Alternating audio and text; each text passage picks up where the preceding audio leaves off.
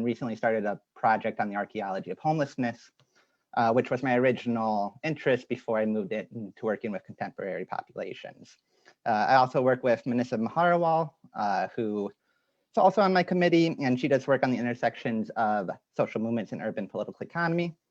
Brett Williams, she's Professor Emeritus. She wrote one of the first books on gentrification in Washington, D.C., has worked for decades on gentrification, race, class, and displacement in D.C.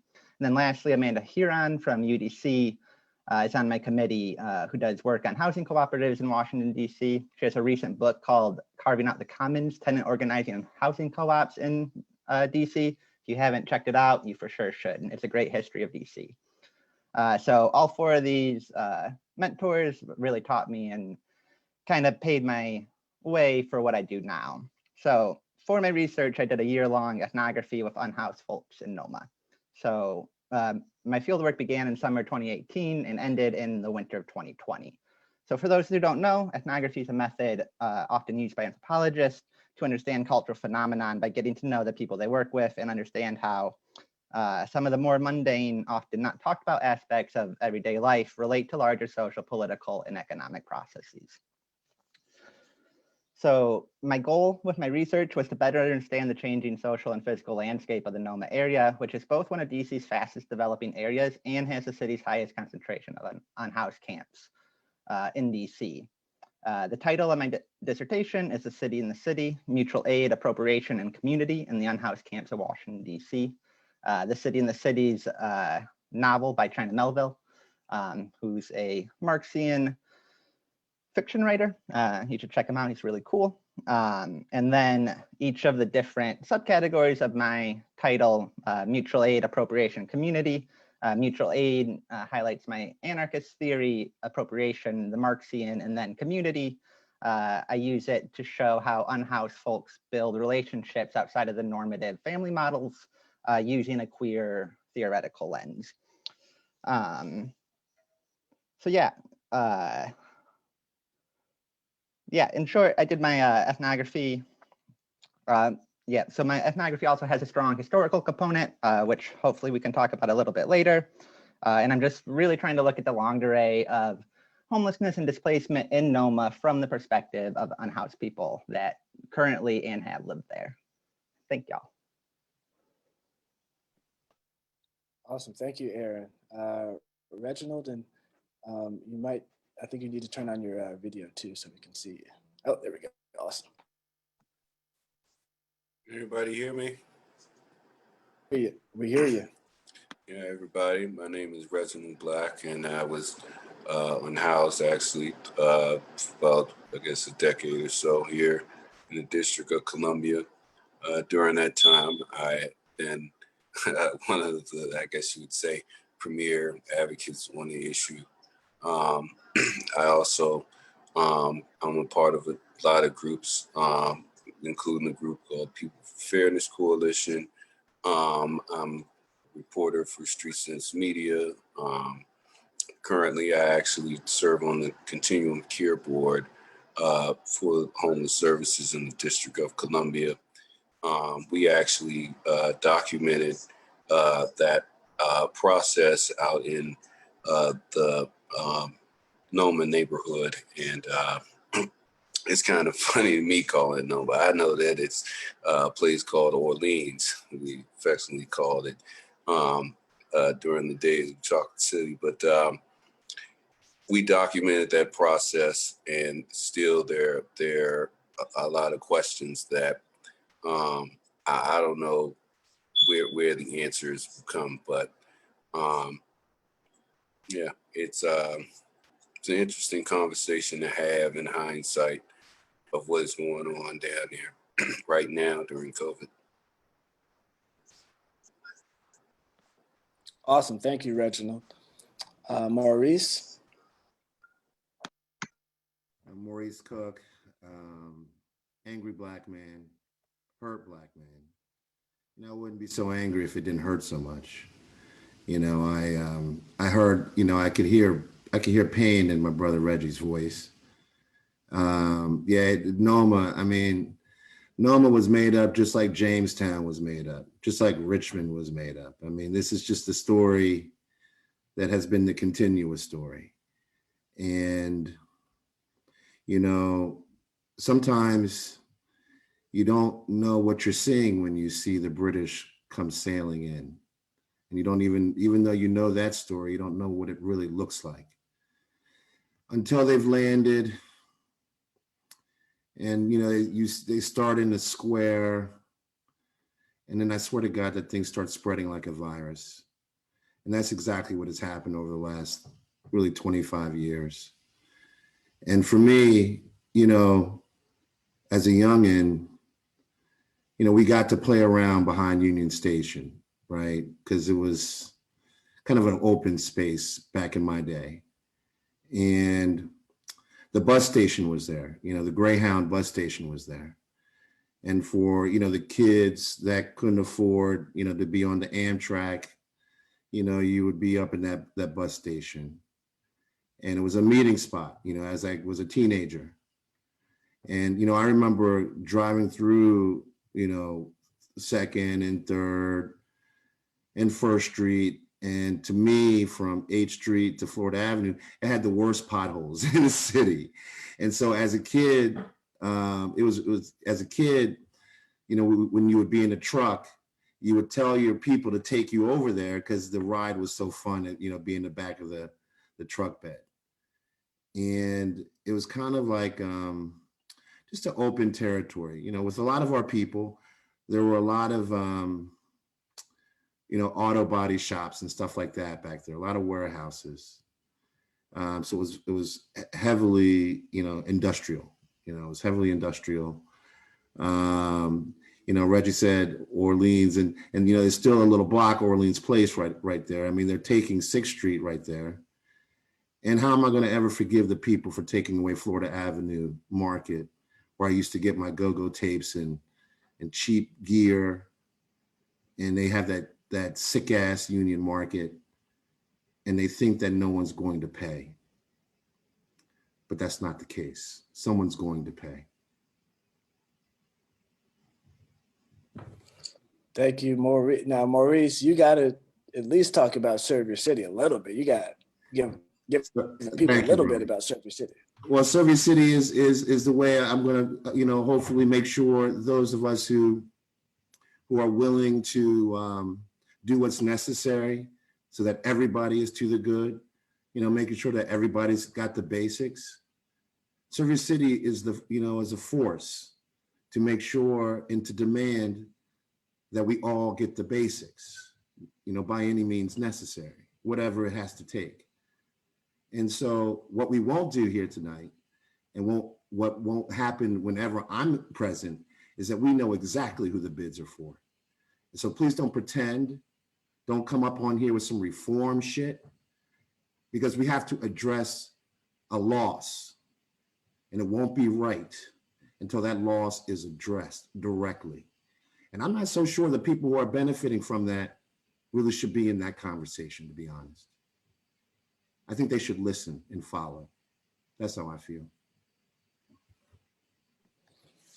All right, thank you, Maurice. We'll definitely come back to you because I know you got a lot to speak on. But yeah, I'm gonna start with Dr. Schaller. Now you've written the book on BIDS in DC, and I was incredibly moved when I was reading excerpts of the book. It provided so much context to how DC became the most intensely gentrified city in America. So I think you have valuable knowledge that needs to be shared. And, you know, for the average person, I didn't know what a bid was or how it worked or any of that before really reading your research. So my question to you is, will you provide a recap of what business improvement districts are, how they got started in DC, and how they work? Okay, thank you. Yeah, I think, as I said, when I was looking at bids, as they were being developed in DC in the late 1990s, the question was really, what is this institution? And really what BIDS are is a return to property-based governance. And so what are business improvement districts? They are basically an organization that governs a geographic area in a city. They are in DC and in other places also incorporated as non-profit organizations, except that they are very different from other nonprofit organizations because they have a continuous funding stream attached to them, which is a tax or an assessment on it used to be commercial properties, and now increasingly residential properties are also being assessed on the properties in their district.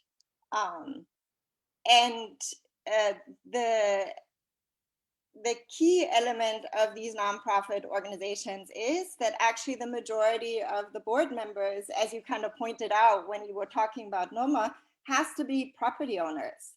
So property owners become the decision makers for whole districts. And they're not making just decisions for their individual properties, they're making decisions for our public realm, our public spaces.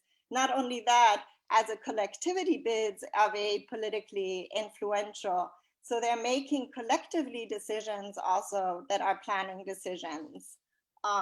So that was a really important insight when I started looking into BIDS, that really you need to look at the governance institution, who's making the decisions, where's the money coming from? And the money is going straight back into BIDS. So it's not going to the general fund, it's going back into the district to do what Shani was talking about, the kind of placemaking that is directed at attracting higher income, predominantly white residents in the 1990s into DC, when it was very much a majority Black city, and rebranding neighborhoods, rebranding DC as a whole city as kind of a diverse space, trying to counter the longstanding chocolate city brand, right?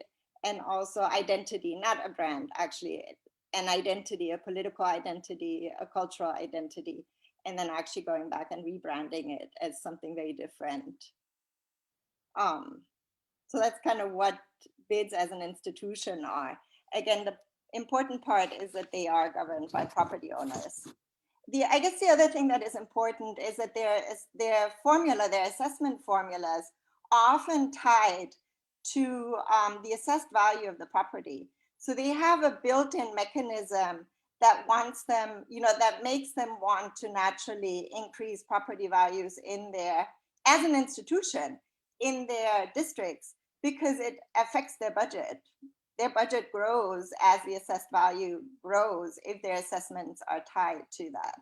So there's this kind of mechanism of growth that is already built into the institution itself.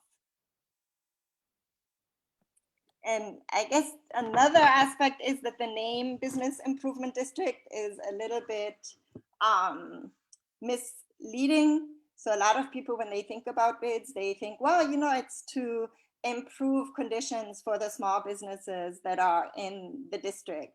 But again, it is not really the small businesses that benefit or pay, actually, that can make decisions in the district, but they actually pay oftentimes the assessments because they're passed down through the lease. So again, there's also in the language something that masks what is really going on with BIDS. And if you look at the geography of BIDS in DC, they really are covering downtown and then contiguously outward, and now increasingly we have Southwest, and we have, so downtown was the first one, and then they're fairly contiguous so that they actually cover a whole geography that then is restructured through BIDS. Thank you. And one thing that I learned in reading your research was the timeline of how the BIDS showed up and then how those areas gentrified. And in your book, you can see how it happens. And so that ties into this whole idea, which is in the title of your book, of bid urbanism. So it's not just the BIDS that are, solely responsible for gentrification and displacement, but it's this whole regime of multiple actors coming together that are making this outcome. So can you talk a little bit more about bid urbanism, what that is and what impacts that had on DC? Yeah, so I mean, you were mentioning earlier in your introduction, urban renewal. So BIDS really are a response to the fact that people were fighting urban renewal. And so business interests had to figure out another way to govern these districts. And BIDS are much more shadowy. They're not the overt kind of, or they can operate in the shadows because most people weren't kind of asking, well, what are BIDS, right? They seemed to some extent like a public-private partnership that was just revitalizing areas. But no, they come out of a response to urban renewal. In DC, actually conversations around BIDS were already happening in the 1980s. And there was actually a Washington Post article, and I'll just quote it because it kind of indicates what was happening already. So it says, District of Columbia officials and Washington business leaders want to create what amounts to a mini government for downtown Washington, a public-private partnership to oversee the 660 acres between the Capitol and the White House. This new organization, the article then continued, would be more than a cheerleader. It would have both money and clout to take action on its own. And that is kind of where we've gone, I think, with BIDS. They're very influential in our planning regimes, as you were saying.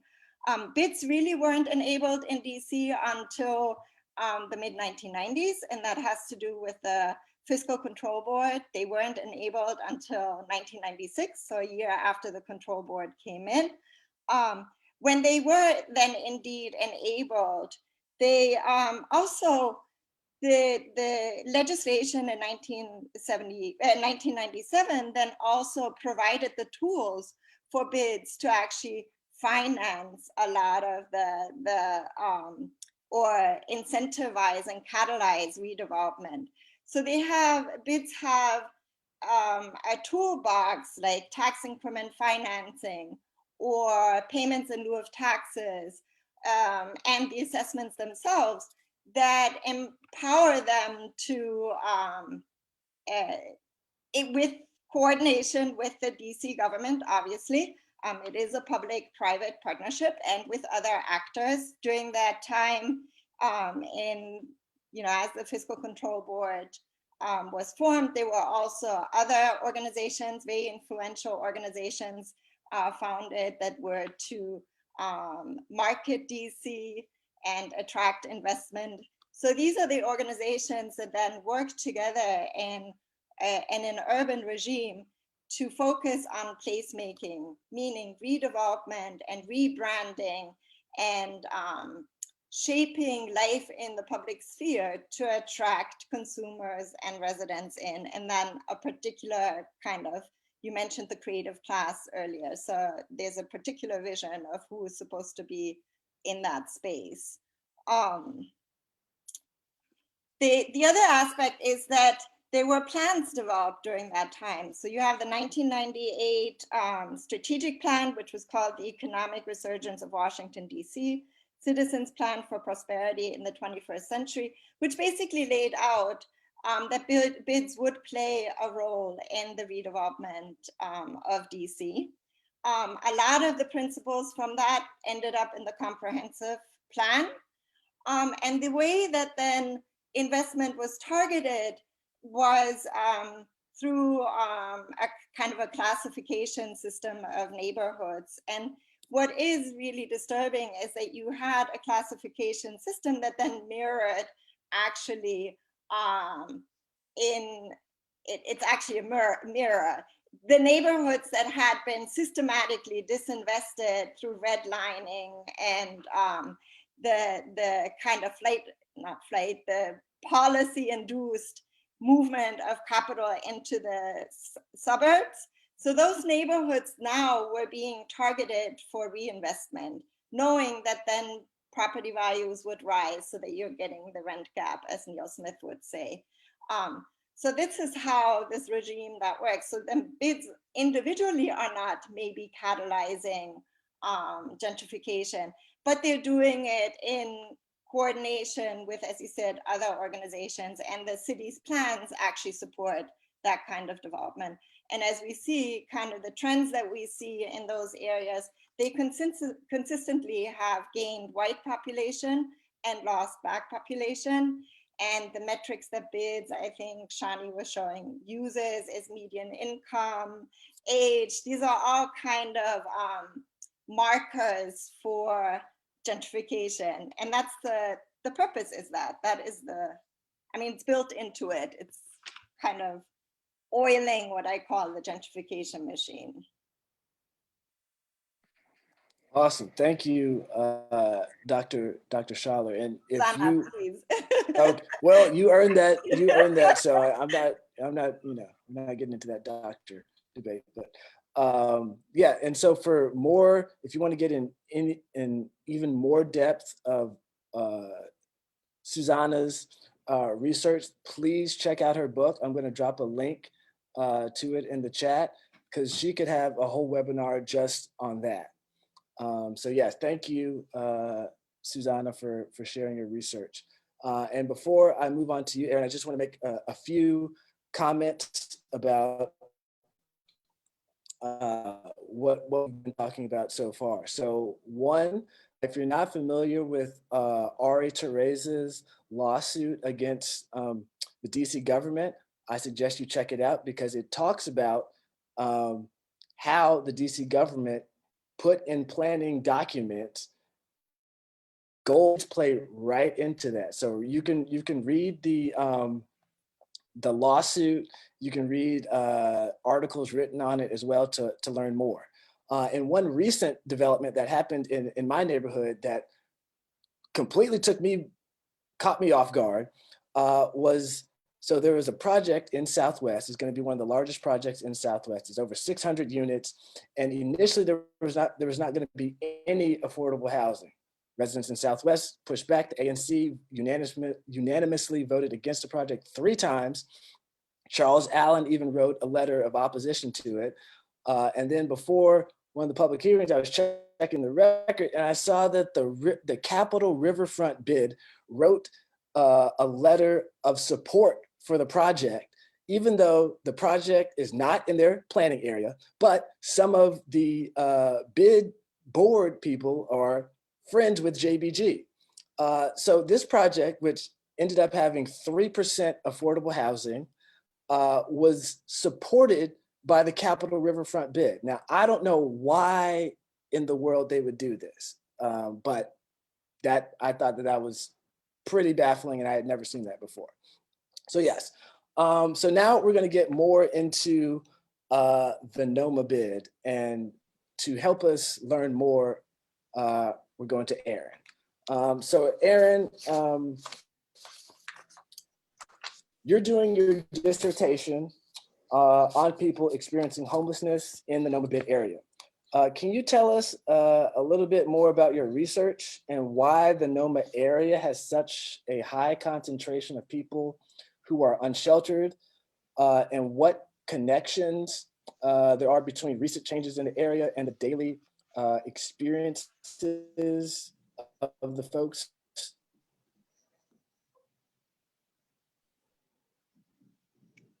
Cool, yeah, so right, yeah. So I did a ethnography. So right, I hung out with unhoused folks in the NOMA area, and I'm currently in my writing stage. Yeah, I actually got interested in the NOMA area early on in my research phase, when I was looking at some of the different sites around DC, and I was kind of stuck between, did I want to focus on the Foggy Bottom camps or the NOMA camps. And the Foggy Bottom camps are very different. It's a lot quieter over there. There's a lot more green space. The town or the neighborhood is older. And then there's not as much construction, not as much development currently happening.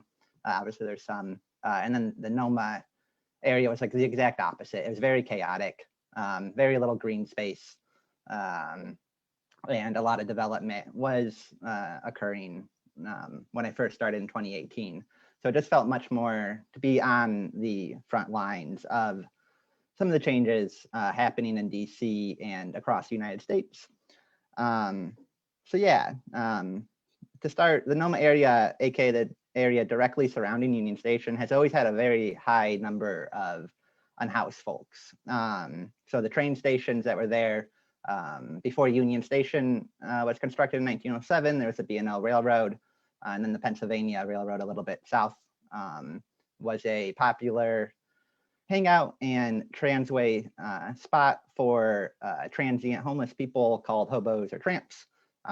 So it has a very early history of being an area for unhoused people. And then more recently in the 1980s and 90s, media reports talk about the unhoused camps in the area. This is, Susanna talked about the economic resurgence plan. This was that time period and when NOMA was actually named as an area in north of Massachusetts. And one of the issues was that, or at least the issue coming from policy people and economists and stuff, was that the wealthy business tech class that they wanted to attract wouldn't want to move to an area that had such a bad reputation with the unhoused camps, with all the vacant lots and all that. So to come back to the present, the unhoused camps in NOMA really started to grow around 2015. So in 2015, Mayor Bowser declared the site under the Whitehurst Freeway just west of the Watergate complex to be a tent-free zone, and she built a fence around it, evicting 200 plus unhoused people that lived there, sending them to find new spots to camp around the city. This is really when we start seeing a growth in the camps in NOMA. So when I began my research in the summer of 2018, there were just about 20 tents located under the M, L, and K Street underpasses. Today, there are over 70. So in just 2 years, the number of unhoused camps has grown dramatically. And this doesn't even include the camps around Columbus Circle, Mass Ave, and North Capitol Street, which were not occupied when I was doing my research, but now have pretty large camps around them as well. So in short, the NOMA area has often had a high concentration of unhoused sites for a number of reasons. A lot of people like to talk about the shelters and services in the area, which is mildly a attraction for some people, but most of the unhoused people I worked with never used the shelters and only frequently or not very frequently used the day centers and meal services. So I like to push against that narrative a little bit because I really want to get away from NIMBY attitudes that say services and shelters attract more unhoused people. So I try to look at the other things that attract people to this area, a big one being Union Station. So Union Station has bathrooms, it's a good panhandling site, and then also access to transportation, which are all key. But then also and connected to Union Station are the underpasses, right? So in 2015, when the Whitehurst Freeway site was enclosed, it was 200 people that had a good sheltered area. They had an overpass over them that protected them from the rain, the sun, and things like that. So the NOMA area is one of the few places that has large protected areas where people can still camp out and be relatively protected from the elements.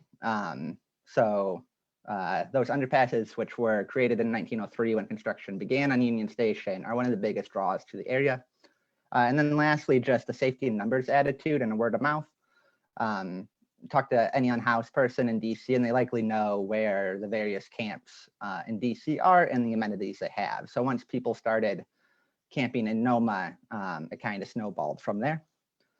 And then so one of the connections between recent changes in the area and the daily experience of unhoused folks who live there is the increase in what's called complaint-based policing. So one of the main focuses of my research was the routine homeless encampment engagements, or cleanups, as they're more commonly called, that are conducted regularly by DC government. And when I was doing my research in NOMA, the main type of engagement was called a standard disposition, which required a 2-week warning prior to the cleanup. And during these engagements, unhoused residents were meant to remove all of their belongings outside of what I call the cleanup zone. It's pretty much the camp area. And then the city workers would throw away anything that was left in them. The idea being, with the 2-week warning, anything valuable or personal property would be removed. This wasn't the case often, however, and many unhoused people lost possessions that they didn't want to lose. So one of my tasks as an ethnographer was recording not just the physical loss of stuff, but also the impacts this had on the daily life of unhoused residents. So yeah, the first engagement I observed was in July 2018, and since then I've been to nearly 70 of them, and I still go to them today. And then starting in January 2019, I started what anthropologists call participant observation, and instead of just watching and recording what was happening, I started helping out my unhoused friends actually physically move their stuff in preparation for these engagements, and got a firsthand account of how not only like physically exhausting these were, but like emotionally and socially draining they were. And I learned a lot about the often neglected aspects of harassment, humiliation, grief, and exhaustion experienced by unhoused people. Right, so one of the links between gentrification and development in the area is that NOMA receives a much higher frequency of these engagements than any other place in DC. We showed a table at the beginning of this event kind of showing how many engagements are in DC, and they've been rising since 2015. So in 2015, there was only 29 of them, and 17% of them were in NOMA. And then in 2018, there was 100 of them, and 42% of them were in NOMA. So not only are the number of engagements rapidly increasing, but also the frequency of them happening in NOMA are matching the increasing development happening in the area.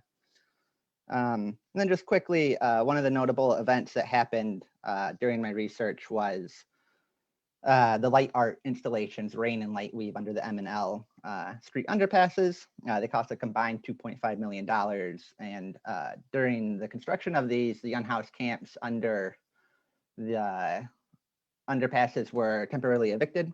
And the BID got a lot of negative attention for this. And one of the things they like to say was that the unhoused camps weren't there when the initial planning of this started in 2015. And one of the aspects of my research really shows that there was a long array of homelessness within the NOMA area, especially the area around Union Station, to kind of push back against that.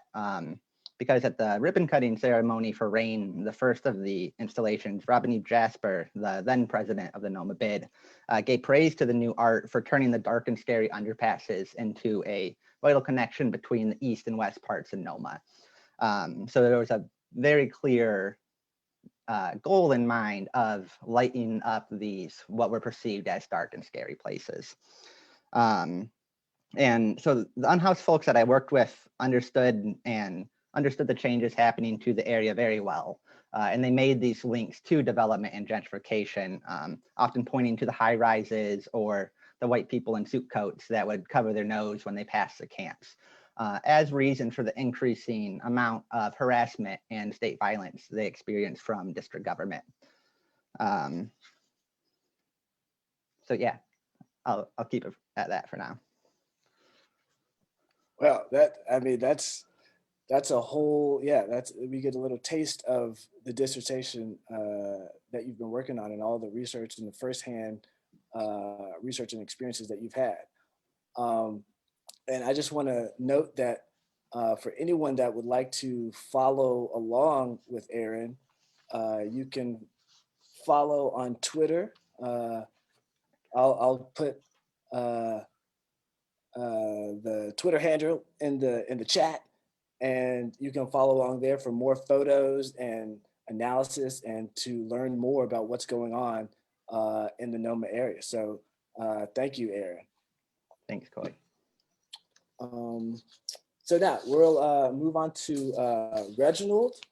Reginald, you're on the Interagency Council on Homelessness. So you have a unique and deep understanding of the issues of homelessness in the city, and especially in the NOMA area.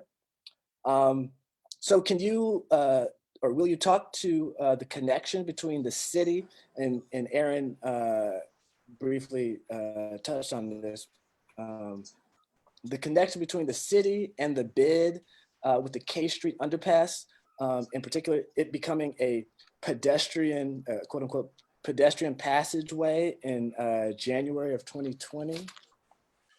Yeah, so, okay, so this is sort of the weirdest thing. So because this is where that sort of decision would have to be talked about, there was no substantive like conversation about what exactly is a pedestrian passageway. Now, what is being used there is this immediate disposition and apparent safety risk clause to the immediate disposition protocol for, and it, as Aaron was saying, a encampment engagement. So when people call in, which gets back to some of the criminology of it, when people call in to the deputy mayor's office, essentially they're making a complaint as to the health condition or state of a block, you know, saying that there's an encampment there and whatever complaints that they have. Now, these complaints at some point, they trigger a set of activities that lead up to the actual action of that day, like where, you know, they have to move their stuff and let DPW let DPW power wash and all these different things. So that was like one of my main questions, because in the letter it talked about a pedestrian passageway, but it didn't say what it was. So if we were adopting some major change to that protocol, then we would have had to vote on that. So there has to be some connection, because this was, you know, language that was actually in their letter. And I continue to point that out. You know, me as you know, full representative there, if there's going to be a decision like that made about people who are partaking in our services, and one of the, you know, agencies designated to our board has to make a decision like that, if my, you know, recollection is correct, they have to bring that to us first, because we have to get, you know, input on that. We have to bring that to the consumers. So that process was never carried out. It's just, okay, whatever the width of this particular sidewalk is, if there's just a tent there or a few tents there or a row of tents there, you know, if it's there, it's a safety risk, which to me, I don't agree with. I don't agree that, and even some of the pitches. So, you know, one of the things that we did when this letter came out was we were already in the process of trying to tell sort of a story about those who actually live outside. So that whole thing just allowed us to focus in on an area. So we conducted interviews and outreach and surveys and talked to people and met all kinds of people for months before this process, you know, took place. And, you know, we did our due diligence to try to sort of ease that. We, you know, through Street Sense, we even held 2, you know, public forums. But at the end of the day, the city and the BID, you know, used something that to me was not an official change to anything. There was no parameters or metrics set but this was passed and carried out on a sidewalk that actually basically erased the community, and told that community, if you dare, hang out on this street, we can do anything we want to you. And that is supposed to be acceptable. And like, I can't go along with that, because I'm one of the people that should have been able to vote on that. And what should be designated as a passageway? Because I'm thinking in my head, okay, if there's no parameters of passageway is, what is to say another entity want to do that with whatever street they want it? That's a question that they have to answer. Even with COVID, you would rather pay all of this money to sort of force feed full engagements during the pandemic than you would want to consider spending what would be maybe 2/3 or 1/4 of your salary on a shower truck that wants to come here. These types of things show that there's a clear connection there, but it isn't foremost for the interests of the people.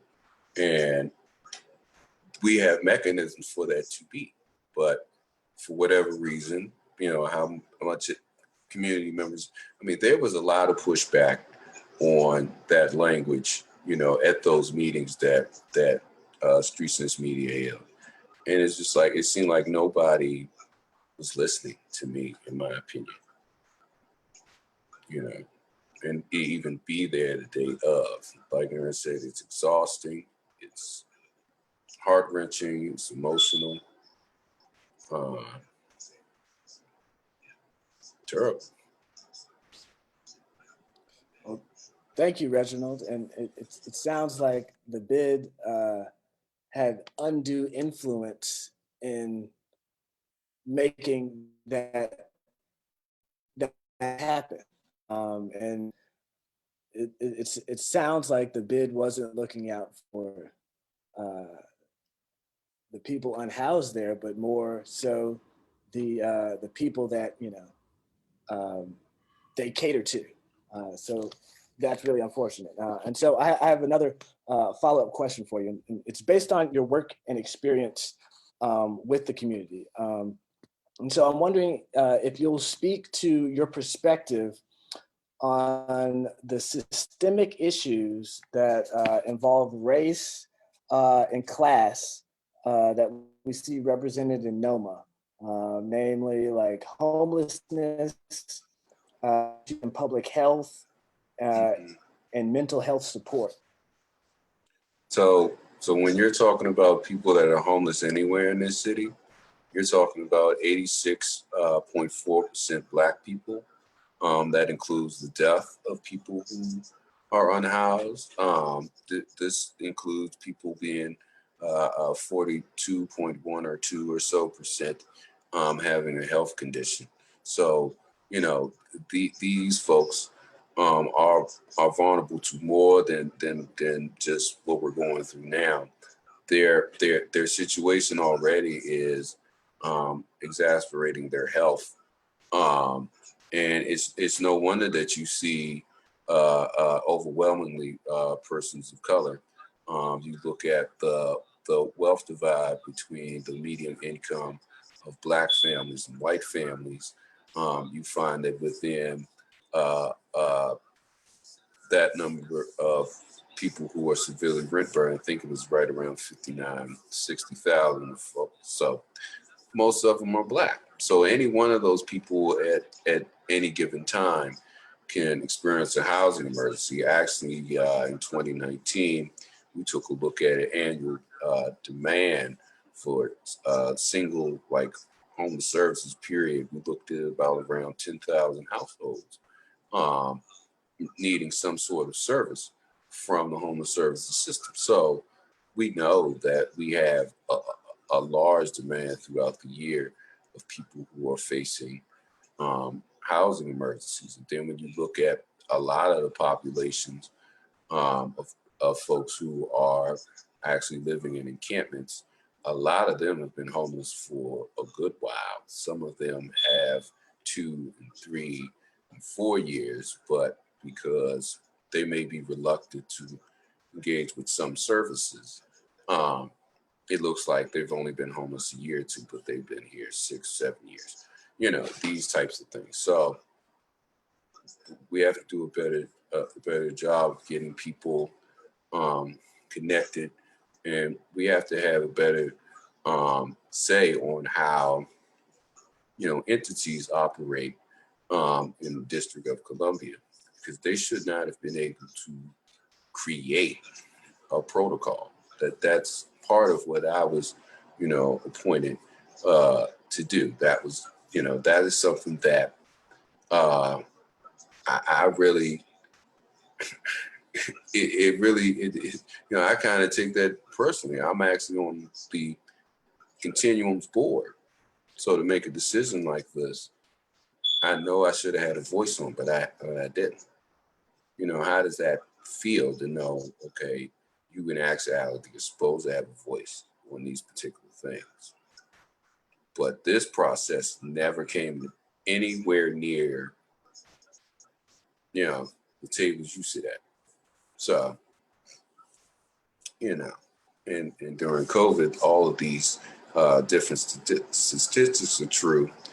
And we are taking it upon ourselves, Maurice and I, to, you know, help them survive. You know, they're stuck right now, and you know, they're already vulnerable to the elements, and you have a disease on top of it. So, you know, and where's the bid now?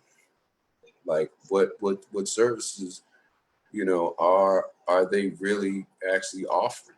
You know, we took a look at, and this is startling. I need to check it again, but last year during COVID, there were 10,000 units. Now, if I missed my guess, the new report, same office, is now saying there's 17,000 vacant units. You know, we looked at just a snapshot count between L and M Street. You know, it's close to 1,000 units by my estimation. Like, really? So we have this many units. There's about 50, 60 people, a little bit more, living here. So you actually still could have units left over if you were to house all these people in these 2 blocks. So, you know, what is happening with, you know, our dollars, and how are organizations like this, how are they helping our neighbors? 'Cause a lot of people who are out there, they are from here. You will find a lot of natives out there. Somebody has ties to this area. 75% of them people have lived here in the district. So, you know, our crisis is there are people, and most of them are Black. So you have to take that in the context of the District of Columbia. Most of the poor are Black, and we are way overrepresented in the unhoused community, way overrepresented in any encampment or shelter in the district. Well, thank you so much, Reginald, for sharing your thoughts and your experiences. It really speaks to how backwards this whole system is, where we have vacant units and we still have thousands of people on the street. In no sane or ethical mode of production of housing should that exist. So thank you again for your efforts in speaking about your experiences. So Maurice, I'm now coming to you. It seems like you're in NOMA on like a daily basis, and you're showing love and support to the individual. I don't believe there are many people in the city who have a better sense of what's really going on there than you.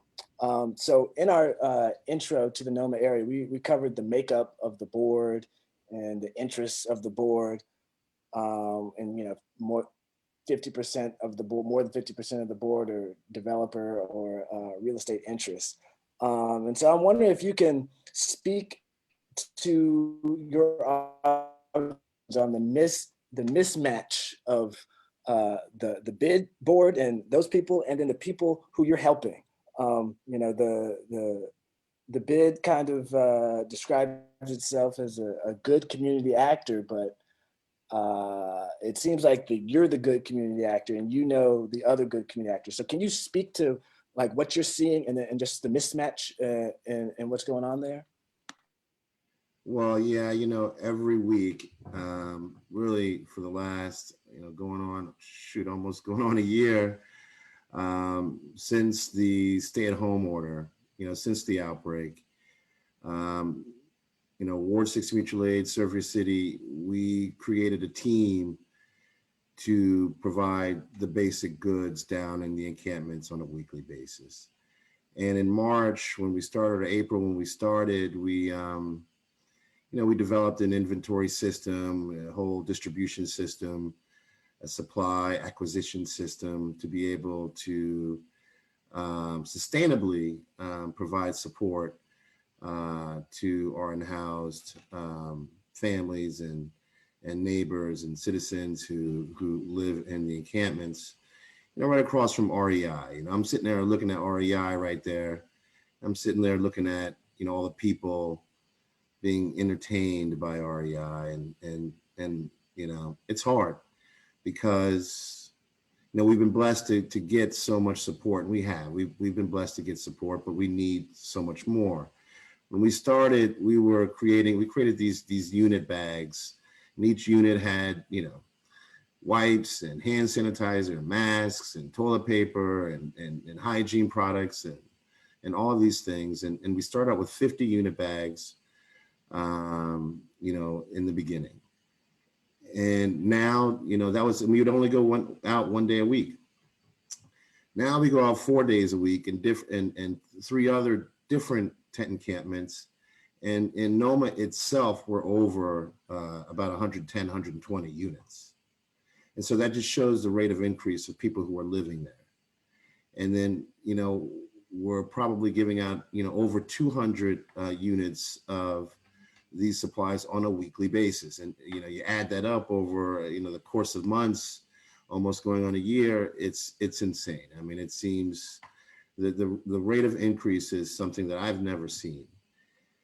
And then I think about my brothers and the sisters who I see, cleaning up around there with the bright jackets on, the BID jackets, right?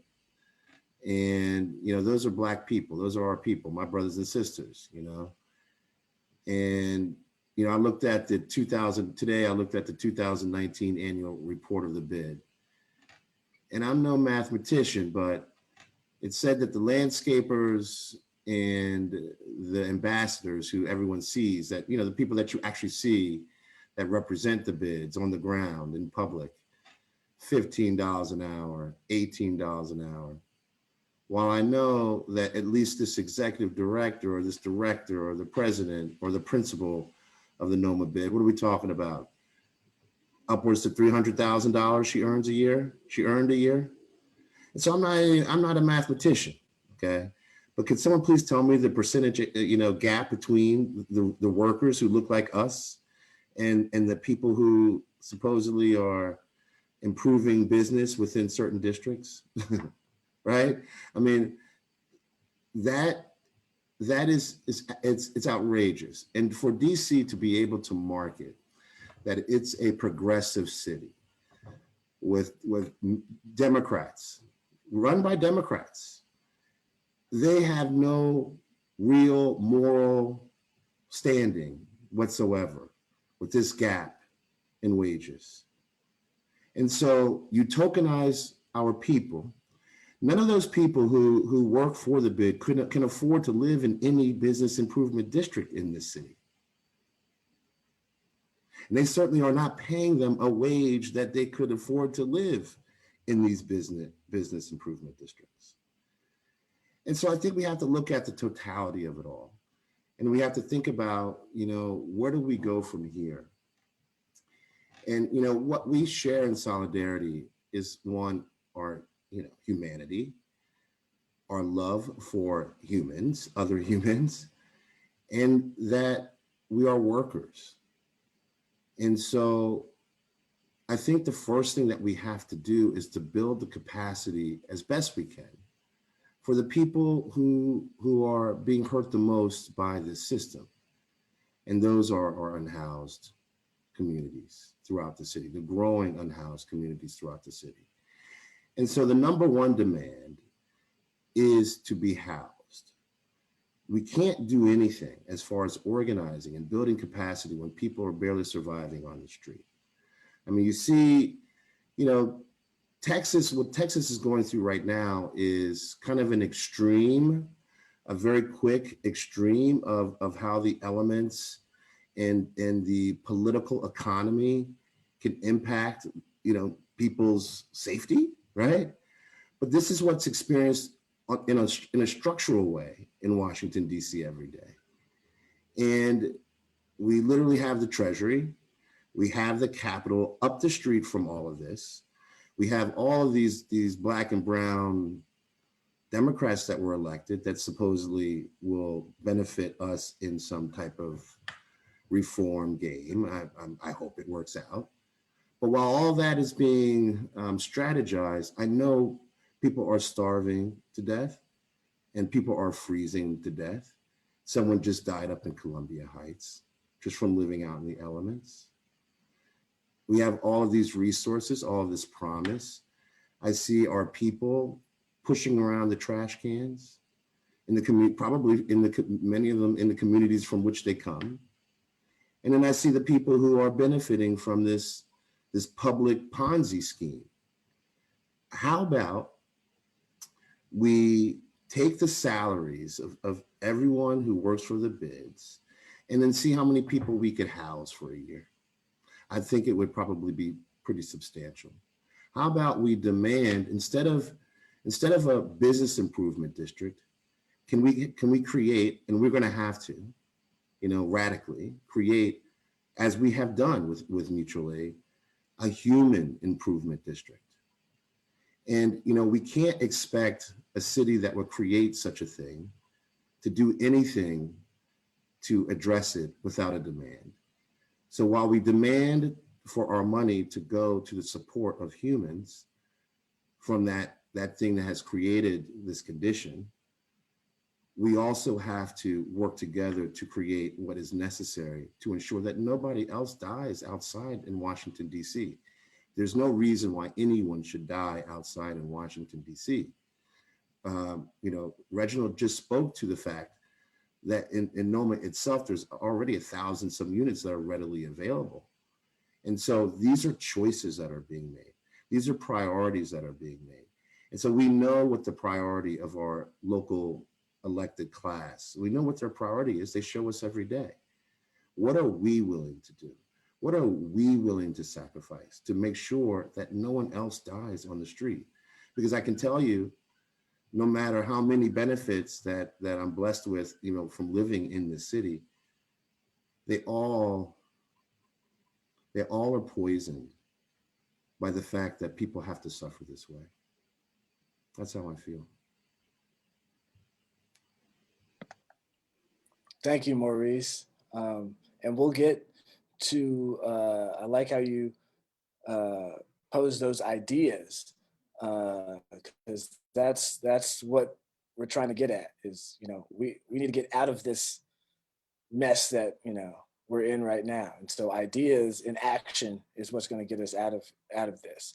And so hopefully we've got about 30 more minutes in this event, and definitely want to get some of the questions that are coming in. So hopefully we can get back to, what you were talking about and get some of those ideas out, talk about some of those ideas. So one question, and I think this is best suited for you, Susanna, is who decides who is on a bid board? What is the bid decision-making process like? And you can take whatever you want, because there's a lot of questions in this one question. How are elected officials and or ANC members involved in the bid planning? And then the last question is more for us. That's how can we reform bids to make them more transparent and accountable to the community? So who decides who's on the bid is the legislation actually prescribes already that at least the majority has to be property owners. So that's prescribed.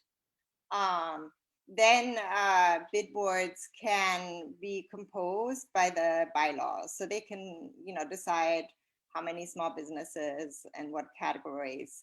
But really the key thing is that the majority is reserved by legislation for majority property owners. So that was one question. What is the decision making in terms of establishment of a bid? So what's interesting is actually when the original hearings were happening, and this is a strange way to say it, but the DC's law was actually a little bit more progressive than other places, in that it in the beginning said that for neighborhood bids, 51% of business owners would also have to sign a petition to have a bid established in an area. That seems to have changed when I looked at it today. So it is owners that represent 51% of the assessed value, and then 25% of owners in the district that have to sign a positive petition to establish a bid. They have to also draw up a plan and what they want to do. They have to determine what kind of assessment formula they want to do. Then it goes to the mayor, and ultimately the city council has to vote on it. What official role do ANCs have? So it was interesting when because I'm not in DC right now anymore, so I'm not following bid establishment processes at the moment. When I was doing my research, for example, in the Adams Morgan bid, early on in the process that is changing now with the renewal, ANC commissioners were kind of saying, well, this is just a business, it's for the commercial corridor. It's not really to do with the neighborhood. So there was this kind of artificial separation that was made between commercial corridors, and because they were seen as we've been talking about, as kind of an innocuous way to do commercial revitalization. But the more that people so I interviewed ANC commissioners then later on in 2016, and they were very aware already then that this wasn't that it wasn't just an institution to do revitalization, which is problematic in and of itself, the term. But yeah, so it's through a positive petition that they are established. I hope that's the question that was being asked. Yes, and real quick, if you could talk about the collection, right? So it's like an area that is going through gentrification, the land values go up. That land value increase seems like it's captured by the bids. Like, can you talk about how they seemingly capture as a neighborhood gets more valuable, the bids capture that money rather than the government. Yeah. So can you talk about that if I have that Well, they correctly? capture it through the assessment formula, right? So obviously the property taxes will also go into the general fund, so that, right? If the assessment formulas, which for example, Adams Morgan is, and actually I have to say DC is more transparent than New York. I've had a very hard time finding the assessment formulas in New York City. In DC, you can find out what the assessment formula is for each bid. If it is based on assessed value, that means, as you were saying, when the assessed value, so when properties in the district are reassessed and the value has gone up, that means the budget goes up. So if you look at the bid budgets when they start, and then 10 years down the line or 5 years down the line, you'll see that the part that comes from the assessments of their budget grows, because as gentrification increases value, they get more money. Great, thank you for clearing that up. So for a second question, I think this can be a free-for-all, I guess. And the question is, are there efforts being made for a lot of testimony to be submitted to the record for the mayor's budget hearing regarding encampments on March 4th? Does anyone have any information on that?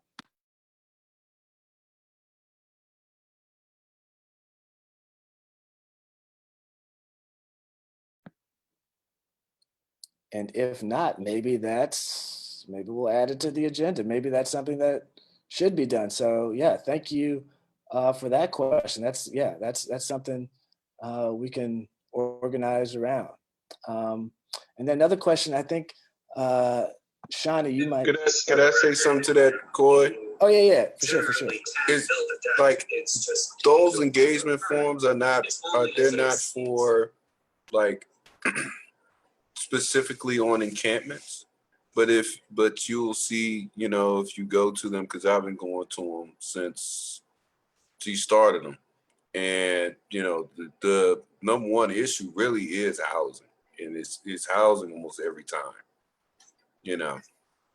so the mayor knows that this is a priority to a lot of people, and I think what it is we're specifically talking about those who are unhoused, and housing and affordable housing sort of been co-opted to a larger subset of the population. So when we're talking about the budget engagement forum on encampments, that's not really what's going to happen. They're going to talk about education, they're going to talk about public safety, they're going to talk about economic development as well. So there are all these other things that are going to be discussed there. So, I think there does need to be, some sort of meeting called on,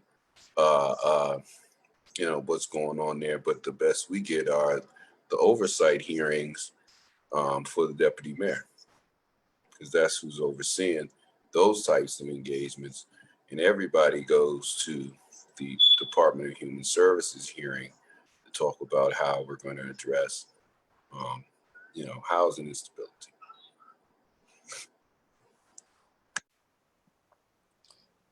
Thanks for that, Reginald. The last question I have, and Shawnee, maybe you can speak to this one, is, and this one's dear to my heart, because I have no artistic talent, but I appreciate art. And, I love seeing art in the neighborhood, but an artist, they got to make a living.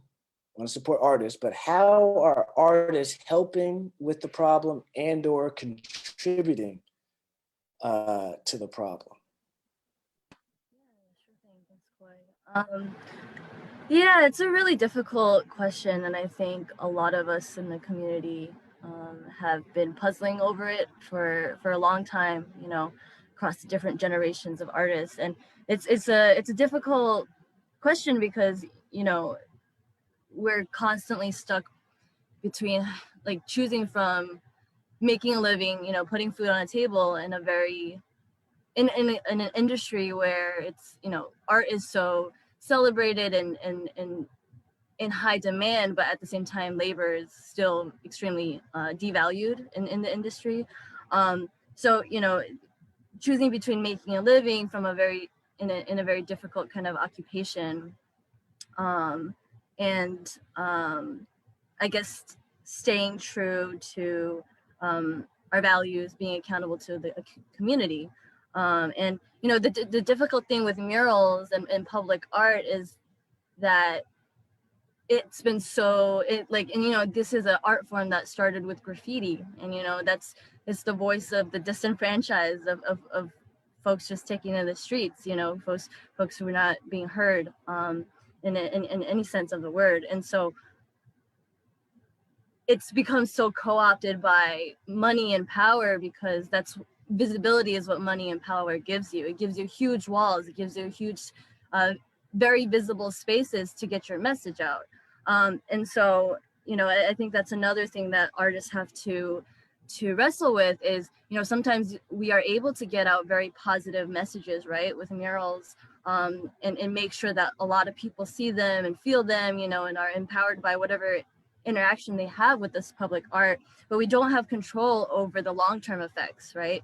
We don't have control over how our art is used or pulled into a narrative that these institutions are creating. And so I think, you know, just from what I've seen in our artist community and learned over the years is that really the ideal situation is for artists to be able to create alternative systems, right? An alternative creative economy where we're able to make a living, right? And have our labor be valued and have, and, you know, have our visions and our art get out there and use our talents to uplift, you know, our community and voices and important messages, and not have to feed it into the long-term impacts of these horrific systems, right? And maybe that'll include, maybe that will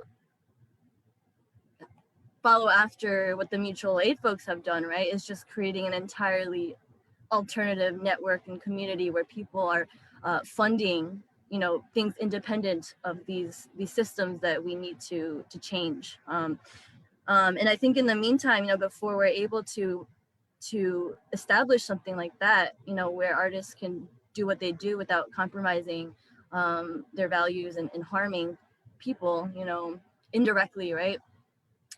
Is I think that we just, individual artists can try to minimize the damage by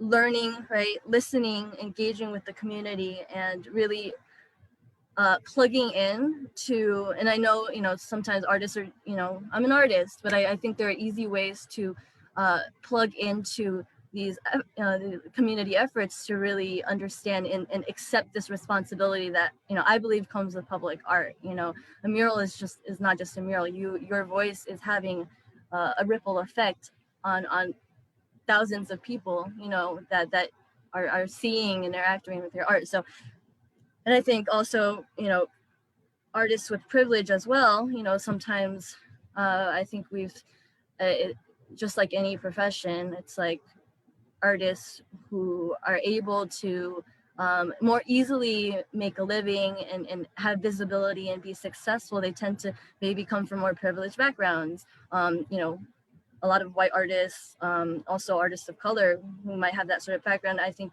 need to sit with this more, be in conversations like this, reckon with that privilege before jumping into certain projects, or just, if you're going to decide to do anything with murals or with BIDS or, you know, with whatever, do what you can to just be as mindful as you can with that opportunity. So yeah, I think there's a opportunity for us to do better given the circumstances, and recognizing that it's a hard, you know, existing and thriving as an artist is no, you know, it's a hard thing to do. But I think, yeah, we can do better.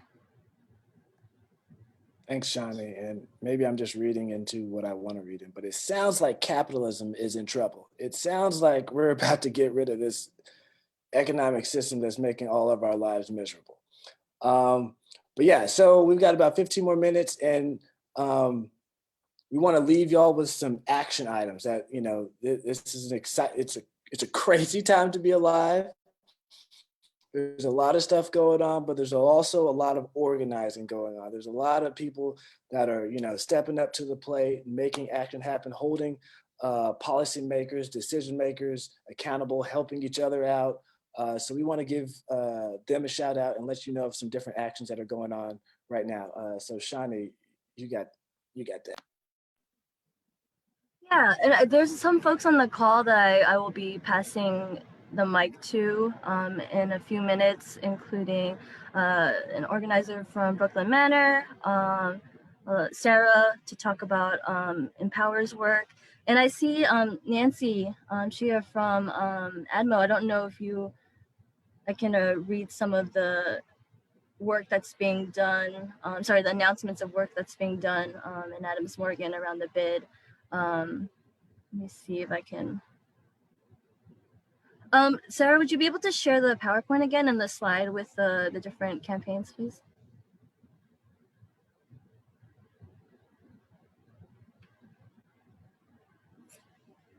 All right, so real quick, and I'm gonna say some more words. We really want to drive it in that bids are just one, even the urbanism, that regime is part of a much bigger regime, as all of our speakers today have been, making very clear to us. And so, what enables displacement and gentrification? It's so much, it's a failure of our city's government and policies to really adequately regulate, first off, the process of selling, flipping, redeveloping homes. That's where our displacement is happening, where our communities, families are being made to leave, or put in positions where they feel like they have to leave, right? There's predatory real estate agents, developers, and lawyers who go out into the community every day, harassing folks, intimidating folks to make way for sales, right, and developments. DC has it lauds itself for its first right to purchase program, where before a building is sold, tenants can first purchase their buildings. But the reason why that program is not as successful as it could be is, again, failures of city policy to adequately fund tenant purchase, right? To adequately support folks in that process to basically make sure that entire buildings can be preserved as affordable. There's so much that goes into it and not enough support. Failures to adequately fund affordability programs, failures in our zoning and planning processes that don't prioritize equity, right? So there's so many different pieces of this puzzle, and each one has very painful impacts and direct impacts on people's right to continue to live here. And so these are a few of the major kinds of grassroots efforts ongoing in the city to address these various pieces. I'll talk about reclaimed rent control first. Rent control is one of the major affordability programs in the city that basically prevents landlords from jacking up rents and pushing people out that way. And so there's a bunch of loopholes and weaknesses in the rent control law. And so this coalition is doing extremely important work to basically make sure that they tighten up the rent control law and save the affordable housing that does exist. There's so many 4-unit buildings, small buildings that are at risk of displacement because of these loopholes. So definitely sign on there. The Cancel Rent Coalition has come together, in light of COVID-19, and it's basically demanding that the council pass legislation and commits funding that allows rent to be forgiven for folks who are unable to pay their rent due to COVID. And that's a lot of people, and that's a lot of money that the city does have, as we've seen, does have, that they can easily, use to use for rent forgiveness and avoid a huge eviction crisis that we have on our hands. As the public health emergency comes to an end, and some of the protections attached to that emergency go away. And I will let others do the grassroots planning and the tenant organizing pieces, but I wanted to also, again, reemphasize the shout out to DC Mutual Aid. And thank you so much, to Maurice for all the tireless work that you and Serve Your City are doing day in and day out, as a part of that effort. But, again, it's this huge network of community network across the city that has come about since COVID started. And, they pool community resources and to be able to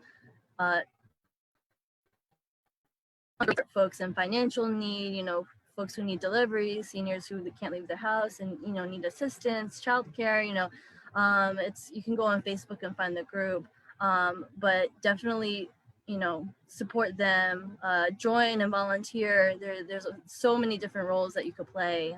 Donate to them. There's basically a hotline for each ward, or a network of support for each ward that are rapid responding to people, you know, folks in need. So definitely do that.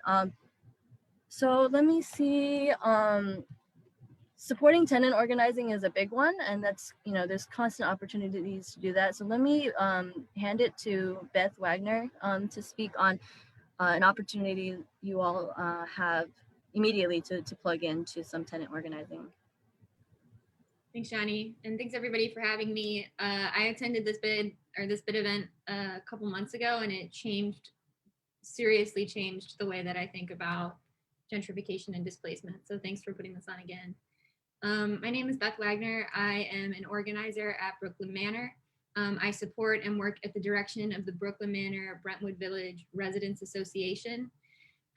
What's happening at Brooklyn Manor is an ongoing struggle. I am just the most recent in a long line of organizers who have fought this very, very hard fight alongside the residents who are hanging tough after years of harassment and discrimination by the owner of the property at Brooklyn Manor.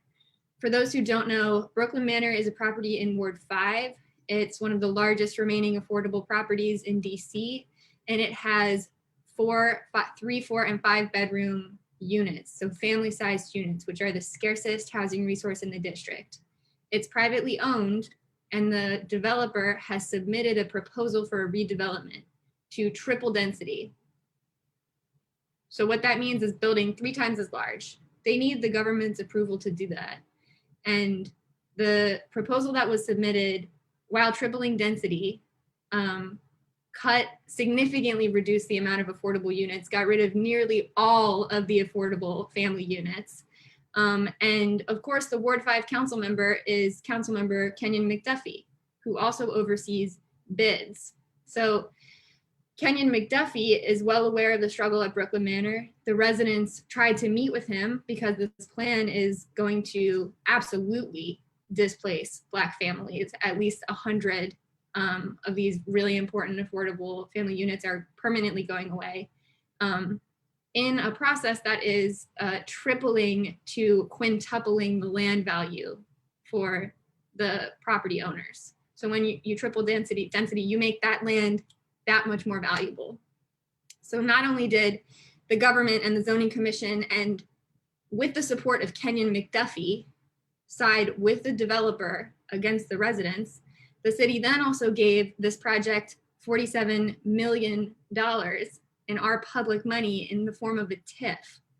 So, you know, people, especially Kenyon McDuffie, Councilmember McDuffie, he talks a really good game about equity. He is on a little bit of an equity roadshow right now, but he has turned his back on the residents at Brooklyn Manor. And they tried to meet with him. He literally ran out of a meeting, ran away from them. He has been standing with the developers. And when I think about equity, I think that harm needs to be repaired. The people who have been last need to come first. And all the residents want is that the existing affordability is preserved, and that Mid-City is happy with $47 million, a quintupling of the property value, and 1,100 luxury units, which is what they would be getting. So that's the fight. If you want more information about that, you can visit brooklynmanorcoalition.org. I'll drop it in the chat. And we, the residents and other residents in Ward 5 who have kind of been ignored by Kenyon McDuffie are organizing a virtual protest. And this is going to hit on the struggles in Ward 5 where people are facing displacement or anti-public use of land. That's going to be on March 2nd. So from 4:30 to 6, it's going to be virtual for safety, but please attend no matter where you live in the city. This is very important. And then I'm also a member at Serve Your City. So I have the pleasure of working with and learning from Maurice and the people at Serve Your City and Ward 6 Mutual Aid. If you want to get involved in grassroots political organizing, we are trying to build an infrastructure that can help connect you with people who live in your area. So you can get in touch with us. You can sign up, and I'll drop this in the chat too. Excuse me. you can sign up and we will keep you updated on information that's happening in your area. We'll put you in touch with other people who are interested in becoming engaged. We have our first workshop for people who sign up through this link coming up next week. So now is a great time to sign up. And we'll also put you in touch with your most local representative, your advisory neighborhood commissioners. So if you don't know what that is, sign up and come to the workshop next week and we'll talk to you about that. And then I think that's it. I think that's all I had to hit on. If anybody wants to get in touch about anything specific, you can email me here. Oh, one last piece. If you want to support the fight at Brooklyn Manor, please visit our website and sign up, say that you're interested in learning more. We have a presentation about the specifics of the case. It really ties together the use of public funding, why density is not the answer, what it looks like to not actually back up your words on equity. So we'd be happy to provide a presentation. Ms. Elliott is the Residents Association president at Brooklyn Manor. She's the brain trust behind this work. And so you would have a chance to connect with us and learn from her as well. Thank you. Thank you, Beth. Thanks so much. Real quick from Nancy, I just wanted to amplify this because I've been hearing a lot about it from friends and community members that the Adams Morgan bid has been removing community posters and posters and directed at the efforts to save their the plaza. There's the SunTrust Bank Plaza where folks has long been a gathering place for the community, and they're trying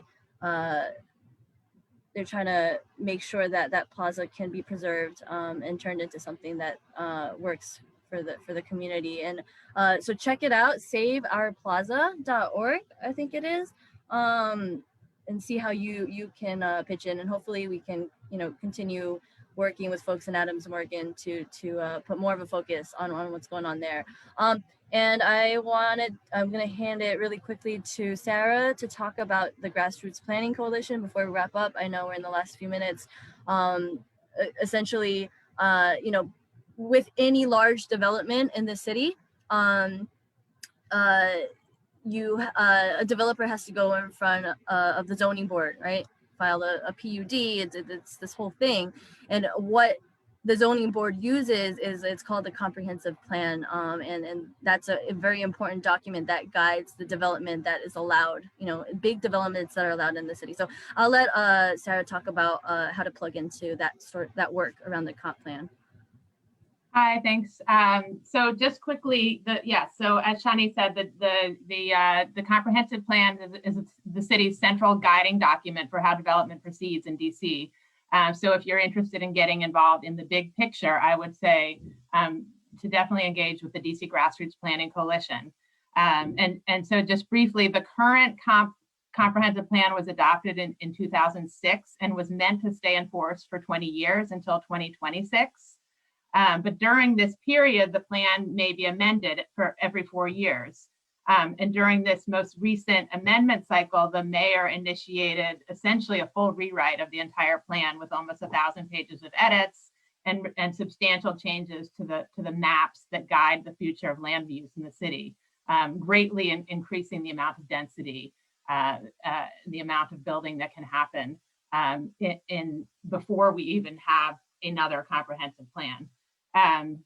So the Office of Planning's proposed rewrite would significantly weaken existing language in the plan for putting the brakes on projects that exacerbate gentrification and displacement and damage to the environment by driving increased density into areas that are already disproportionately burdened by new development. And the mayor is seeking to dramatically weaken the plan in response to recent DC Court of Appeals rulings that have sided with residents by halting harmful development projects that violate the comp plan, the existing plan. So for now, the DC Grassroots Planning Coalition is asking that the DC Council refrain from voting on any changes to the plan or the future land use map without a lot more public input.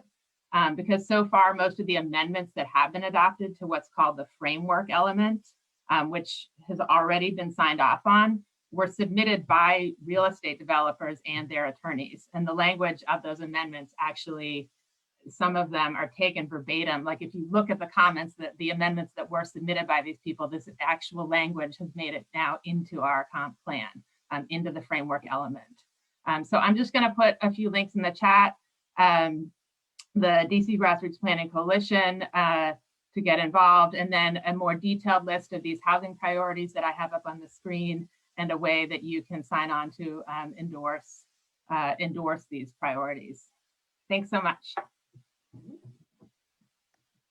Right on. So it's 8:32. So we went a little bit over, but there's a lot of stuff. There's a lot of info. And as you can tell, we are coming for capitalism and all of its cronies.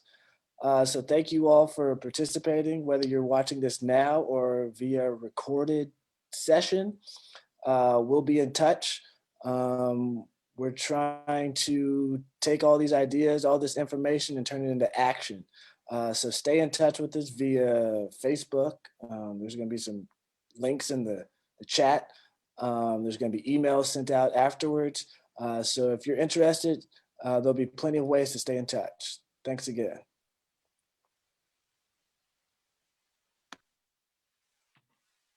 Thanks everyone for joining. Have a great night. We'll see you next time.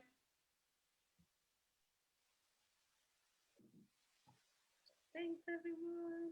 Have a good night. Hey y'all. Hey, thank y'all. It's good doing it again with you. Oh, you're amazing. Thank you so much, all of you. Did Yeah, a God bless. fantastic job. Hey, hey Sarah, what's going on with you? You know what? All is all right. I'm going to talk to you about your next DC 101. All right. Not the coming one. I know it's on education. I saw it, but the one in March. Okay, let's do it. Alex Baca. What happened? Also, I'm sorry. Grassroots Planning Coalition. There are people that say that the language of the Did I miss anything? comp plan makes no difference. I don't even know if anyone can hear me. We can hear. Oh. We thought somebody else was talking though. Also. Oh, yeah. No, that was me. Okay. Plus my other meeting talking about the comp plan. Okay.